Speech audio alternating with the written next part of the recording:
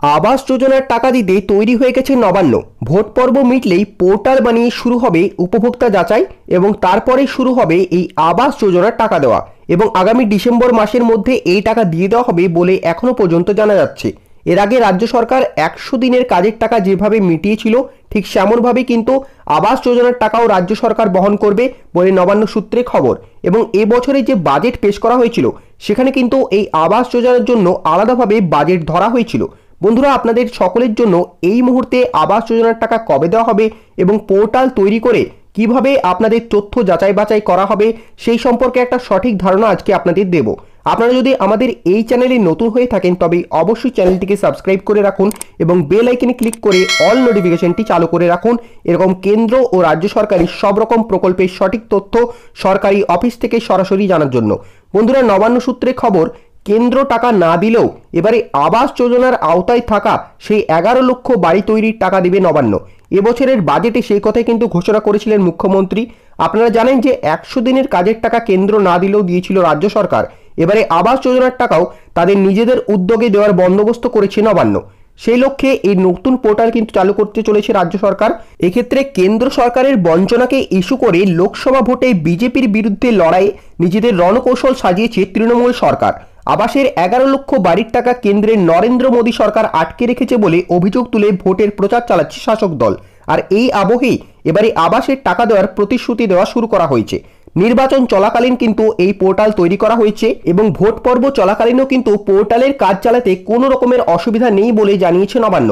এবং এখন থেকেই সকলের ডকুমেন্ট যাচাই করে একটি পরিকাঠামো তৈরি করে দেওয়া হচ্ছে যাতে ভোট পর্ব মিটলেই তাদের টাকা দেওয়ার কাজ শুরু করে দেওয়া যায়। বন্ধুরা, ইতিমধ্যে পোর্টালের বিষয়ে কয়েক দফা মিটিংও কিন্তু করা হয়েছে পঞ্চায়েত আধিকারিকদের সাথে এবং এই ক্ষেত্রে জানা যাচ্ছে যে উপভোক্তাদের ব্যাংকে টাকা পাঠানোর আগে পুনরায় আরেকবার তাদের বাড়ি বাড়ি গিয়ে যাচাই করা হবে আর সব দিক দিয়ে বিচার বিবেচনা করে খতিয়ে দেখে তবেই কিন্তু এই টাকাটি পাঠানো হবে। এক্ষেত্রে উপভোক্তাদের বর্তমান আর্থিক অবস্থা অর্থাৎ বর্তমানে তারা কেমনভাবে রয়েছেন, এখনো পর্যন্ত নিজস্ব উদ্যোগে তারা বাড়ি তৈরি করতে পেরেছেন কিনা সেটাও কিন্তু এখানে খতিয়ে দেখা হবে। এবং তারপরে যারা যারা বাড়ি তৈরি করে ফেলেছেন তাদেরকে কিন্তু বাদ দিয়ে যে সমস্ত উপভোক্তারা এখনো পর্যন্ত জীর্ণ শীর্ণ ঘরে বসবাস করছেন এবং যাদের এখনো সামর্থ্য হয়নি নিজের উদ্যোগে বাড়ি তৈরি করার, শুধুমাত্র সেই সমস্ত উপভোক্তাদের লিস্ট বানিয়ে তাদেরকে 1,20,000 টাকা পাঠানোর ব্যবস্থা করা হবে। এখনো পর্যন্ত কিন্তু এইটা জানা গেছে। এই বিষয়ে খবরের কাগজে একটি বিজ্ঞপ্তিও প্রকাশ করা হয়েছে যেটা আপনাদেরকে আজকে লাইভ দেখিয়ে দিচ্ছি। তো বন্ধুরা, যেমনটা দেখতেই পাচ্ছেন যে এই মুহূর্তে আমরা কাজের সুবিধা নামের একটি অনলাইন পত্রিকায় পৌঁছে গেছি যার কিন্তু এখানে খবরের হেডলাইনে লেখাই রয়েছে, ঘরের টাকা দিতে রেডি রাজ্য সরকার, এই কাজটি মিটে গেলেই টাকা ঢুকে যাবে। বন্ধুরা, ঘরের টাকা কিন্তু রাজ্য সরকার দিচ্ছে, এখানে কিন্তু খবরের কাগজ স্পষ্টভাবে লিখে দিয়েছে এবং কোন কাজ মিটে গেলে আপনাদের এই টাকা ঢুকবে সেটাও কিন্তু এখানে বলা রয়েছে। তো চলুন এবারে বিস্তারিত বিজ্ঞপ্তিটি এখানে পড়ে নেওয়া যাক। দেখুন বন্ধুরা, বিস্তারিত বিজ্ঞপ্তিতে লেখা রয়েছে যে ভোট প্রক্রিয়া মিটলেই এক দুর্দান্ত সুখবর পাবে বাংলার মানুষ। তার জন্য ইতিমধ্যে কাজ শুরু হয়ে গেছে। নবান্ন নিজেদের মতো করে পোর্টাল তৈরি করছে।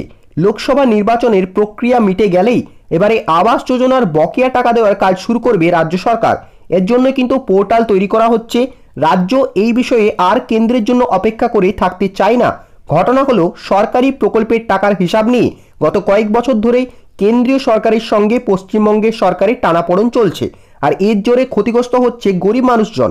100 দিনের কাজ প্রকল্পের টাকা নয়-ছয় হয়েছে এমনটাই কিন্তু অভিযোগ তুলে কেন্দ্র সরকার অনেক দিন ধরে অনুদান পাঠানো বন্ধ করে রেখেছে।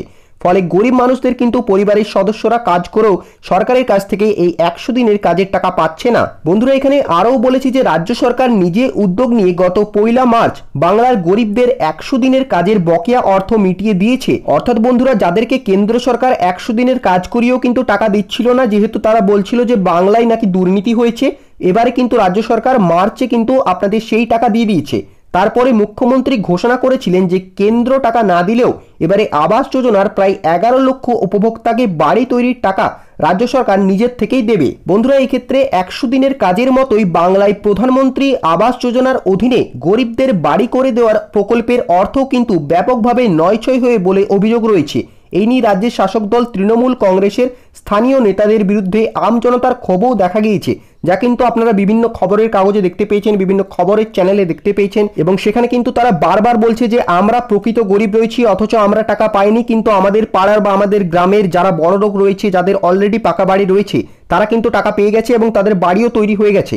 এরকম কিন্তু অভিযোগ রয়েছে তৃণমূল কংগ্রেসের স্থানীয় নেতাদের বিরুদ্ধে। বন্ধুরা, বিষয়টি খতিয়ে দেখতে কেন্দ্রীয় সরকারের তরফ থেকে রাজ্যে বিশেষ পরিদর্শক দলও কিন্তু পাঠানো হয়েছিল।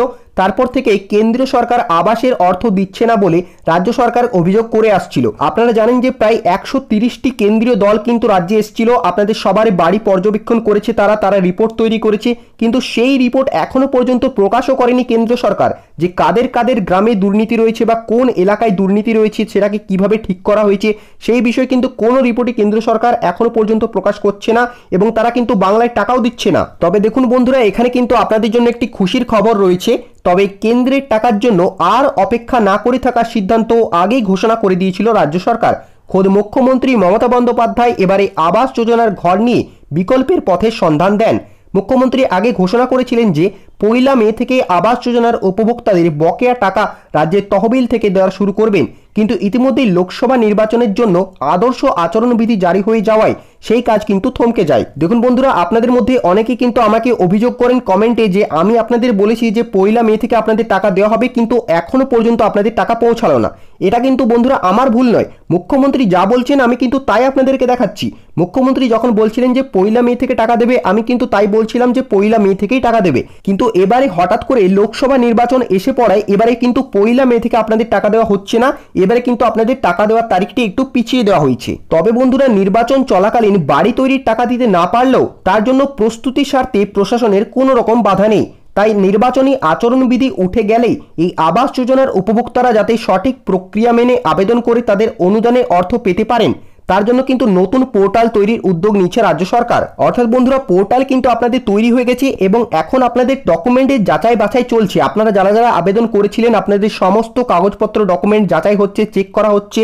এবং এখানে দেখুন লিখেই দিয়েছে যে লোকসভা নির্বাচন শেষ হলেই, অর্থাৎ এই ভোট শেষ হলেই কিন্তু রাজ্য সরকারের ঘোষণা করা পদ্ধতি মেনে এই পোর্টালে আবেদন করলে পেয়ে যাবে আবাস যোজনার টাকা। এবার দেখুন বন্ধুরা, এখানে কিন্তু একটি খুবই গুরুত্বপূর্ণ বিষয় আপনাদের বলছি যে এখানে আপনাদের যে লিস্টটি তৈরি করা হয়েছে 11 লক্ষ বাড়ির লিস্ট, সেই লিস্টে কিন্তু এমন অনেকজনই রয়েছেন যারা এখনো পর্যন্ত টাকা না পেয়ে এখন এবার নিজের উদ্যোগেই বাড়ি তৈরি করে ফেলেছেন।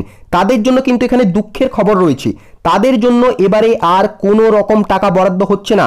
রাজ্য সরকার কিন্তু স্পষ্টভাবে জানিয়ে দিয়েছে যে পোর্টালে শুধুমাত্র তাদেরই নাম থাকবে যারা এখনো পর্যন্ত মাটির বাড়িতে রয়েছেন অথবা যারা গরিব রয়েছেন, এখনো পর্যন্ত যাদের পাকা বাড়ি তৈরি করার সামর্থ্য হয়নি, শুধুমাত্র তাদেরকেই এবারে 1,20,000 টাকা দেওয়া হবে। এবং যাদের যাদের অলরেডি বাড়ি তৈরি করে নিয়েছে, নিজেদের উদ্যোগে টাকা পাচ্ছেন না বলে, তাদের কিন্তু নাম এবারে বাদ দিয়ে দেওয়া হয়েছে। বন্ধুরা, বর্তমানে প্রধানমন্ত্রী আবাস যোজনার বাংলার টাকা সম্পর্কে এই ছিল আজকের আপডেট। এরকমই গুরুত্বপূর্ণ বিভিন্ন সরকারি আপডেট সবার আগে পাওয়ার জন্য আপনারা কিন্তু অবশ্যই আমাদের এই চ্যানেলটিকে সাবস্ক্রাইব করে নেবেন এবং তার পাশে থাকা বেল আইকনে ক্লিক করে সেটাকে অল নোটিফিকেশনে অন করে দেবেন।